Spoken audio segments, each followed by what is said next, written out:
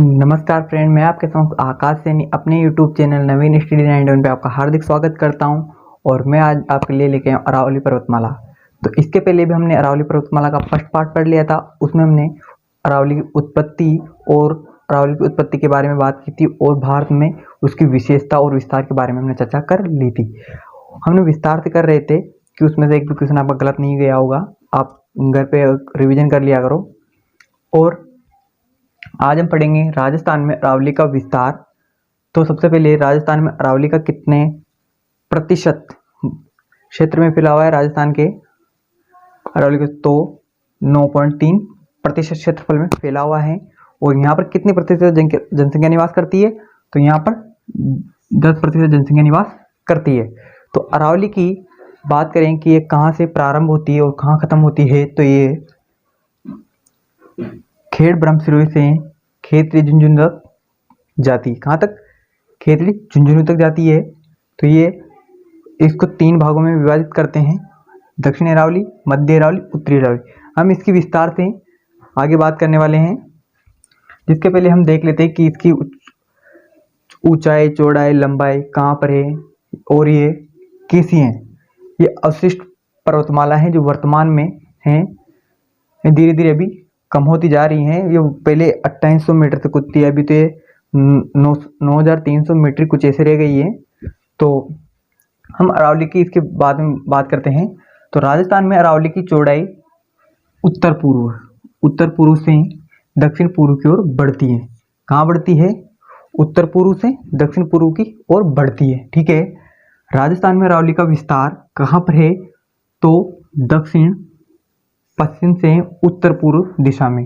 कहाँ है? दक्षिण पूर्व से उत्तर पूर्व की दिशा में है।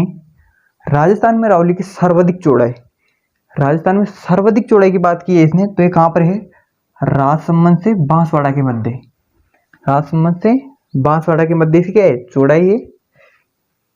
और अरावली का सर्वाधिक विस्तार क्या है? अरावली का सर्वाधिक विस्तार की बात करें तो ये कहाँ है?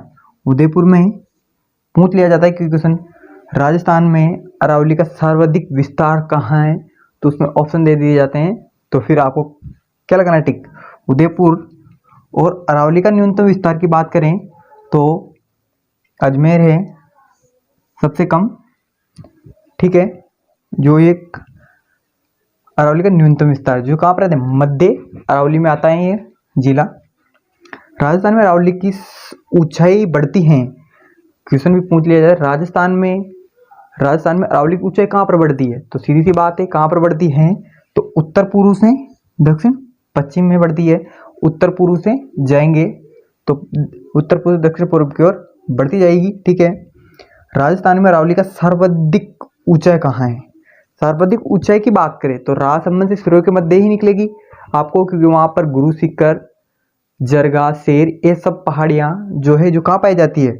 ये राजसमंद सिरोही के मध्य पाई जाती है। राजस्थान में अरावली की सर्वाधिक ऊंचाई, क्योंकि वहां पर गुरु शिखर सबसे ऊंची चोटी है। राजस्थान की सबसे ऊंची चोटी कौन थी? गुरु शिखर। तो कहाँ पाई जाती है? वो सिरोही में पाई जाती है। तो क्वेश्चन भी सही है। राजस्थान में अरावली की सर्वाधिक ऊंचाई कहाँ है? तो सिरोही में। और न्यूनतम की बात करें राजस्थान में अरावली की न्यूनतम ऊंचाई तो कहाँ पाई जाती है? वो जयपुर में। साथियों, आपके समझ में आ रहा होगा और आप इसका स्क्रीनशॉट ले लीजिए एक बार। राजस्थान में अरावली के न्यूनतम विस्तार की बात कर ली थी, तो हमने बताया था कि अरावली के विस्तार जो अरावली को 3 भागों में विभाजित करते हैं वो कौन कौन से? उत्तरी अरावली, मध्य अरावली और दक्षिणी अरावली। तो इसमें सीकर, उत्तरी अरावली, मध्य अरावली, दक्षिण अरावली, उत्तरी अरावली, मध्य अरावली, दक्षिण अरावली। तो उत्तरी अरावली में कौन कौन से जिले आते हैं? तो सीकर, झुंझुनू, अलवर, जयपुर। मध्य अरावली में अजमेर, दक्षिण अरावली में राजसमंद, उदयपुर, सिरोही जिले आते हैं। इसी के साथ उपनाम की बात करें, अरावली को प्राचीन काल में किन उपनामों से जाना जाता था, तो ये भी क्वेश्चन आ जाता है कई बार। विष्णु पुराण में अरावली पर्वतमाला के मेरु पर्वत परिपत्र की संख्या दी गई है, ये भी पूछ लिया जाता है। अरावली को स्थानीय भाषा में आड़ा भाड़ा कहा जाता है। स्थानीय भाषा रहती है, इसमें कह देते हैं कि अपने इसको गांव में नाम बगाड़ दें, तो रहता है ना जैसे इसमें भी कह दिया जाता है। ठीक है, चलो इसका स्क्रीनशॉट ले लीजिए आप एक बार। इसके पहले हमने अरावली के 3 भागों के बारे में बात कर ली थी। अब इसमें है कि अरावली के बारे में हम आगे चर्चा करते हैं कि अरावली पर्वतमाला वर्तमान में अवशिष्ट पर्वत या अवशिष्ट पहाड़ी के रूप में है। किसमें है? अवशिष्ट पर्वत या अवशिष्ट पहाड़ी के रूप में है। ठीक है, इसकी पठार, मैदान, पर्वत कहते हैं कि कहाँ पर निर्धारण, किसी भौगोलिक उच्चावत निर्धारण समुद्र तल से किया जाता है। कहाँ से किया जाता है? इन भौगोलिक, इनका मैदान, पठार, पहाड़ी, पहाड़, पर्वत, इनका निर्धारण कहाँ से किया जाता है? समुद्र तल से। ठीक है, भारत के भौगोलिक उच्चावत के लिए निर्धारण समुद्र तल से चेन्नई, तमिलनाडु से किया जाता है। चेन्नई से नापा जाता है कि यहाँ से समुद्र तल की 300 मीटर, 600 मीटर, 1800 मीटर, तो ये क्या मैदान है, पठार है, क्या है, इसका पता लगा लिया जाता है। उत्पत्ति तो 300 मीटर, जो समुद्र से 300 मीटर की ऊंचाई में तो मैदान कहते हैं, 600 मीटर वाले को पठार कहते हैं, 1800 मीटर को पहाड़ी और 2700 मीटर वाले को पहाड़ कहते हैं, और 2700 मीटर से अधिक वाले को क्या कहते हैं? पर्वत कहते हैं। ये आप समझ ही गए होंगे, सीधी सी बात है। और उत्पत्ति के समय प्री कैम्ब्रियन काल में अरावली की औसत ऊंचाई कितनी थी? 2800 मीटर थी। कितनी थी? 2800 मीटर थी। अरावली वर्तमान में अवशिष्ट पर्वत है। कौन है अवशिष्ट पर्वत? अरावली अवशिष्ट पर्वत के रूप में रह चुकी है। पहले पर्वतमाला थे अवशिष्ट पर्वत, और वर्तमान में कितनी? 930 मीटर अरावली रह चुकी है।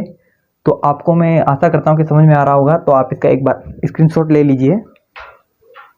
मैं आपसे बात कर रहा था कि वर्तमान में अरावली क्या है?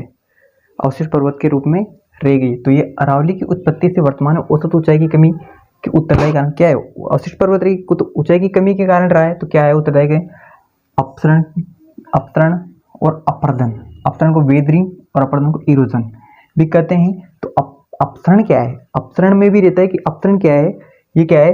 जब चट्टान अपने स्थान पर बिना किसी गति के टूटती है, अपने स्थान पर टूट जाती है, उसे क्या कहते हैं?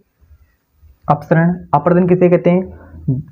जब चट्टान गतिशील प्रक्रिया के कारण टूटती है, उसे क्या कहते हैं? अपरदन। मतलब गति करती है, जैसे जल के कारण, हिमानद, इसके कारण ये गति करती है, तो अपसरण कहते हैं। तो इसमें क्वेश्चन कैसे पूछे जाते हैं? कभी क्वेश्चन के बारे में हम पूछ लेते हैं कि बच्चे पूछे, सर क्वेश्चन बताइए। तो अरावली एक अवशिष्ट पर्वत है, इसके लिए उत्तरदायी बल है।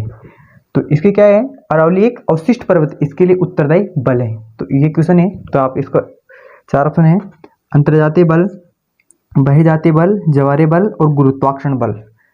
तो अंतर्जातीय बल तो क्या था? 2 बल थे, आकस्मिक बल और दीर्घकालीन बल। ठीक है, और जो ये बहिर्जातीय बल जो क्या है? अपरदन और अपसरण की क्रिया के द्वारा ये बाहरी के द्वारा टूटते हैं, जिसलिए इसमें क्या है? बहिर्जातीय बल। ठीक है, तो मैं आशा करता हूँ कि आपको हमारी ये क्लास समझ में आई होगी। और जो हमारे इस चैनल पर नए हो, सब्सक्राइब करें और बेल आइकन बटन को प्रेस कर दें, जो आपको आने वाली हर एक वीडियो मिल सके। नमस्कार, राम राम।